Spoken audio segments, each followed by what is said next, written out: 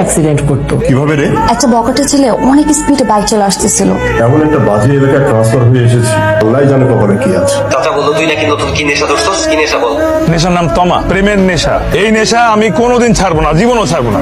শোন মা, হাটে ঘাটে নরম হয়ে চলা যাবে না। হ্যাঁ সেটাই, একদম নরম হয়ে থাকবি না। আর কোনো বখাটে ছেলে যদি ঝামেলা করে জুতা হাতে নিবি। ছোট বাজান তুমি পড়ছো খুবই ভালো হয়েছে। এখন নিশা সাইডে বিয়ে করে ভালো হয়ে যাও। আর নিশা করে ছেলেদের মেয়েরা পছন্দ করে না। এই তমা হবে কি প্রিয় তমা? কি বললেন?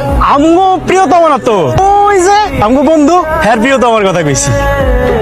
বকাটে বদমাশ পোলাপাই। রূপকথা রাজপুত্র না হোক, হুমায়ুন আহমেদের ক্যারেক্টার যে শুভ্র, সেটার মতো যদি কোনো ক্যারেক্টার আমার লাইফে আসে না, আমি সাথে সাথে রূপা হয়ে যাব।